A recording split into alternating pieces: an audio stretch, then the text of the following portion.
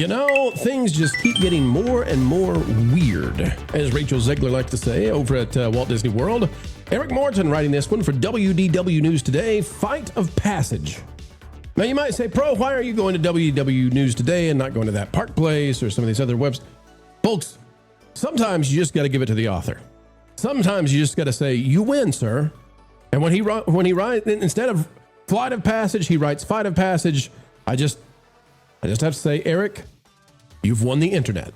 Guess Brawl and Q at Disney's Animal Kingdom. All right, well, what's this about?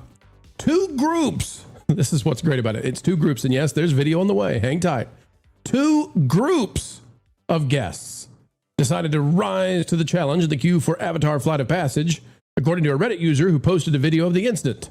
According to the user, United Excitement 329, an argument had been going on between the two parties for much of the 80-minute wait for the ride. By the time they neared the loading area, seriously, folks, if you're going to do a giant battle royale, wait until you're after the ride. Don't blow it right before you line up to get on the on little bikes. The argument turned physical. Both men and women can be seen throwing punches and pushing one another around in the video. All right, folks, here we go. We'll just play the whole darn thing. We ready for this, everybody? You ready for this? Dump, bump, bump, bump, bump, bump.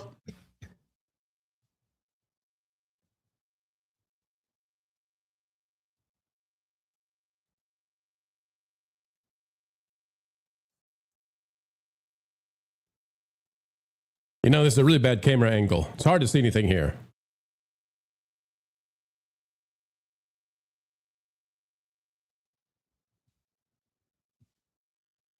Non-security cast member getting involved.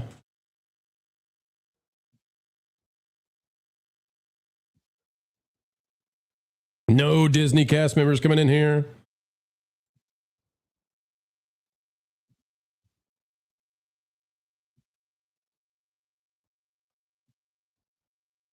We're just going to let it play through, folks.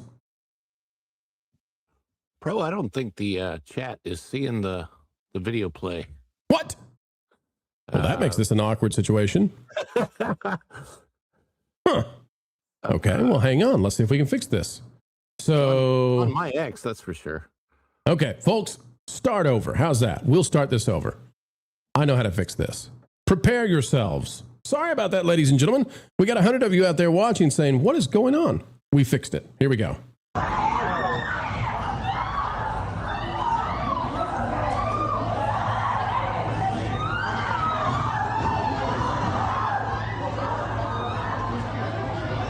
As we said before, an unfortunate camera angle. You can't see anything from here, but don't worry, it's going to change.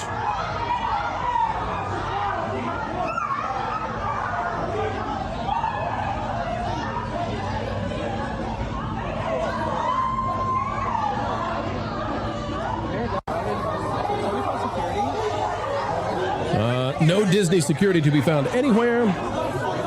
You got a rather sturdy woman throwing sturdy punches.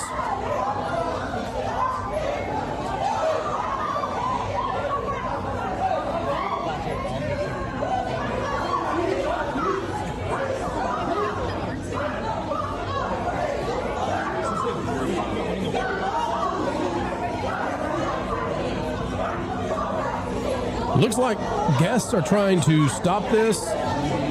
Nobody from Disney to be found.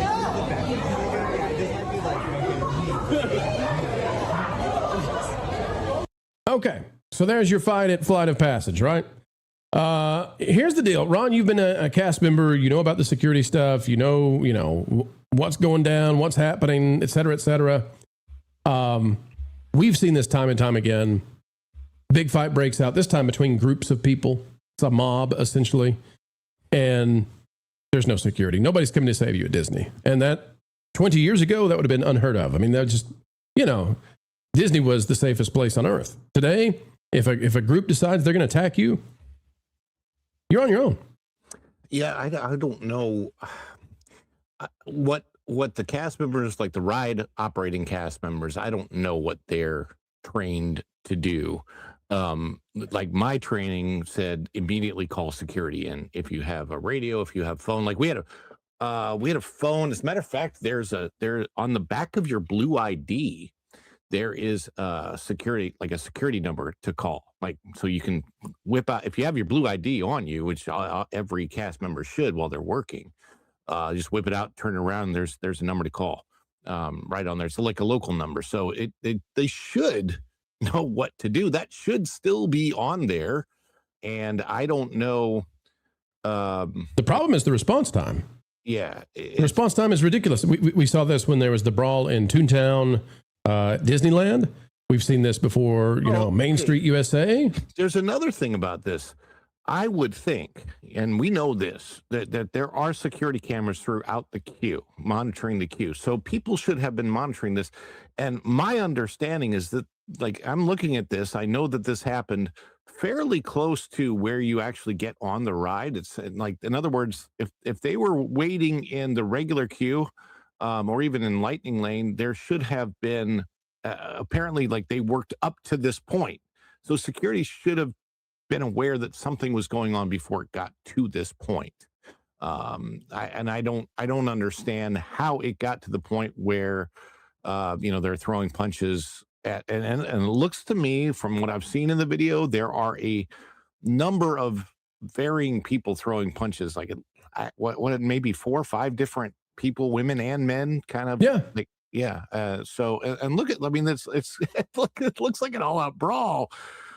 If you consider, Ron, that what if one of these people had had a weapon? Now I know they screen you in security, and you can see a little blue, this little girl here, little lady, she shows up, but she's got nothing.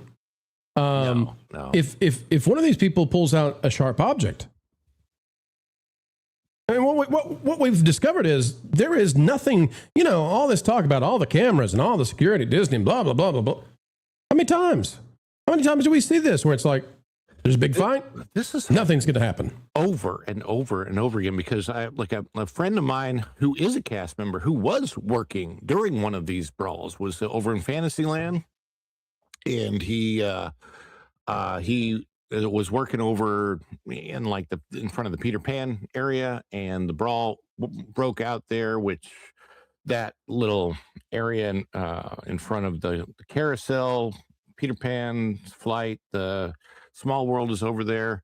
And he had to, be one of the people that called security over for that fight. And that was a little while ago. I'm not sure if that was a year or two ago, because time, but these things are getting, they seem to be happening more and more. And I don't think they're happening because people there with cameras and social media. I think they're actually happening more and more. I think people they get very uptight. The prices are extremely high. People paid tens of thousands of dollars. Some people may have been saving up for a lifetime to get on this vacation in the first place. And it does a lot to your nervous system when you think that for any reason or whatever, you're not getting your money's worth. There's something going on that's wrong, and just people just lose it. And there's a lot more drinking in the parks too. And a lot more alcohol. That's a great point. Lots of more alcohol. The air conditioning often isn't keeping up in the summer. You got a group behind you that's filled with raucous teenagers who are just being, jerks to you. You're stuck in the line for 80 minutes. Bada bing, bada boom. We can see how this is created by Disney. Erika, this is not how Disney once operated, though. If this kind of thing happened, security was there, lickety split. They were boom. This wasn't allowed to happen. And now we're in the age of cameras everywhere. And every month, if you check that park place, you look at our videos, every month there's a big brawl at a Disney park. And every month, nobody shows up to stop the brawl. Nobody is there to protect the kids. And that's really what, I find so egregious about this is you can have these big brawls. There are kids around and Disney security is nowhere. Erika, your thoughts on the safety issues at Disney parks these days? Kind of sucks, considering that they were a brand that held themselves as safety first. I mean, isn't that like the number one key, that Ron has explained in the 5 keys when you're going through traditions? So it's really disheartening. And then you never really hear these things happening over at the other Florida parks like SeaWorld or Busch Gardens or Universal Studios. So I think I kind of agree with Ron. I think there is a combination of the heat. I think the drinking, there is a lot more alcohol pronounced these days than there was when we were growing up, going to the parks. And then add the cost on top of that. People are just, you're putting them in a pressure cooker and it doesn't take much to trigger that. And it's just going to explode anywhere. It could be in a queue line. It could be in a restaurant. It could be just as you're walking by somebody else. And then Disney, as we all know, they've really scaled back on maintenance and apparently security. And not just they seemingly have it together at the front, but I'm questioning, where is your undercover security? They used to be known to have security everywhere. Yeah, they had plainclothes people who pretended to be tourists just so this kind of stuff didn't happen. Here is proof. Clearly, they've scaled back on security in the parks, not just at the front where they're checking your bags. Well, the thing is, Erika, so I don't expect them to be there at every spot at every time. I do expect that when we watch this video and it's like, 2-3 minutes long of just what we're covering. We got 1:15 and it's clearly already been going on, right? So, and nobody shows up. And we've got a break in it where we know like this seems to have been like a 5-minute kind of event. And it's the response time that's the huge problem. Like there's nobody close by. I just envision, Disney security's been lumbering over like, okay, I'm going to work on it. I don't want to be Eeyore. It's probably not their fault. It's probably that Disney doesn't have enough security resources right now. See, there's one girl right there in the blue. Mm-hmm. She's a cast member, but she shows up so late in the game. She can't figure out. Yeah. What's the blue shirt, Ron? Is that a security cast member in some way? I don't believe so. I'm not really 100% sure. A lot of costumes honestly have changed over the last few years, so I'm not sure. This is disturbing. This is more especially disturbing because of the close quarters of that area of the queue. It's so hard to get somebody back in there quickly. There usually are some like back passageways and doorways that people can get through, like cast members can get through and stuff. I don't really know that area in particular very well, but it's just. Like Erika said, when we are trained in what I was trained in was the 4 key basics before they introduced inclusion. Inclusion. The biggest one was safety.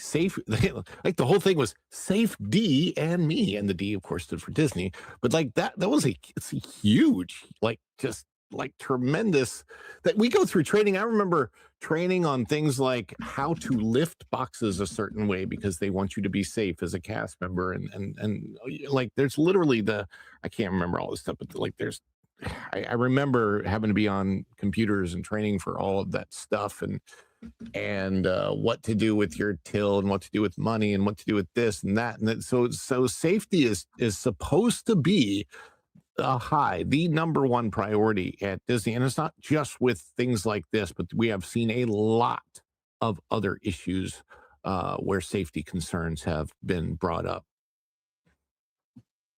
Well, folks, go ahead, Erika. That it happened right by the exit door.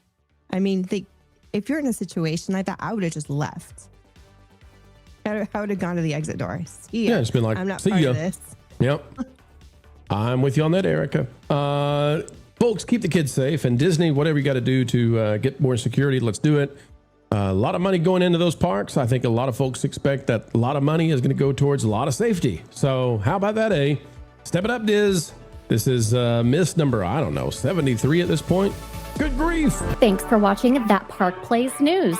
For more information, consider checking out www.thatparkplace.com.